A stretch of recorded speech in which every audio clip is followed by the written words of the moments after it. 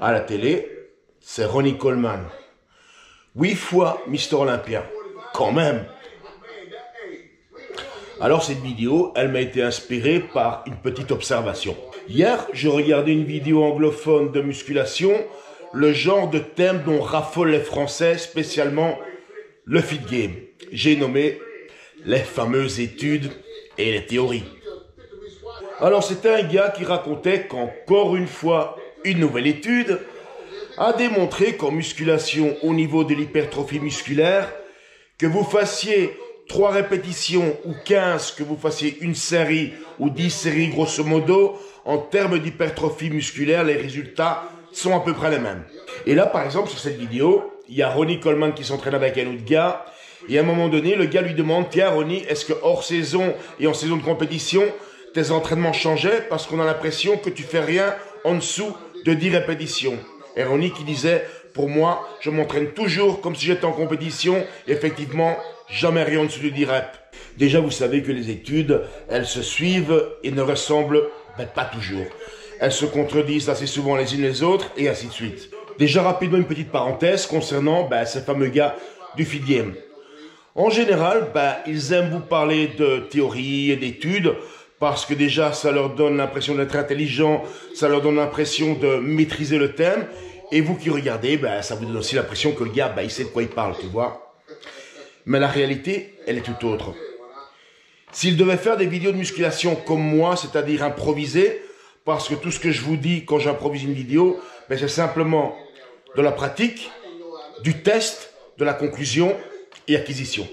C'est simple, c'est ce qu'on appelle l'expérience. Seulement eux, ils n'en ont pas. Donc forcément, il faut bien remplir d'une manière ou d'une autre leurs vidéos. Voilà, ça vous balance des études et des théories. Mais, parce qu'il y a un mais, si vous écoutez la majorité des bodybuilders, qui soient amateurs ou des champions, quand ils vous parlent d'entraînement, ils ont tous des manières différentes de s'entraîner, on va dire, quoi qu'il y a les bases. Mais jamais leur manière de s'entraîner, jamais ne ressemble à ces fameuses études. Et bizarrement, les bodybuilders qu'on qualifie souvent dans ce qu'ils disent de broscience, eux, ils ont des gros physiques. Bon, évidemment, le petit kéké sera tenté de me dire « Oui, mais les anabolisants !» Alors, c'est très simple. Les anabolisants, tu peux les prendre tant que tu veux. Mais si en salle, tu ne sais pas ce qu'il faut faire, il ne va rien se passer. S'il n'y a pas un bon stimulus musculaire fait correctement, tu peux prendre tous les anabolisants du monde, il ne va rien se passer. Tu ne ressembleras jamais à un gars qui fait de la salle. Aussi simple que ça. Et l'observation à laquelle je voudrais en venir, c'est que, et faites vous-même l'expérience sur YouTube, chaque fois ceux qui font des vidéos musculation et qui vous parlent de théorie et d'études, toujours, ils sont gaulés comme des pingouins, bizarrement. Donc, s'ils maîtrisent et ils sont si sûrs d'eux quand ils vous débitent ces études, comment ça se fait, et c'est très important, écoutez bien, comment ça se fait que leur physique ne reflète pas les choses dont ils vous parlent. Donc, ils vous parlent d'hypertrophie musculaire, pourtant eux n'en démontrent rien du tout. La musculation, je vous le dis à longueur d'année, ça se passe dans une salle, pas sur YouTube. Maintenant, avec le temps et l'expérience de YouTube, j'ai bien compris qu'une majorité de gens sont sur YouTube parce que c'est des rêveurs. Ils vivent leur musculation par procuration, en regardant des vidéos, mais le lendemain, quand ils vont à la salle et qu'ils se rendent compte de ce qu'est la réalité, c'est une autre paire de manches, hein. Mais ouais. N'oubliez pas ce que je vous ai toujours dit, et c'est la réalité.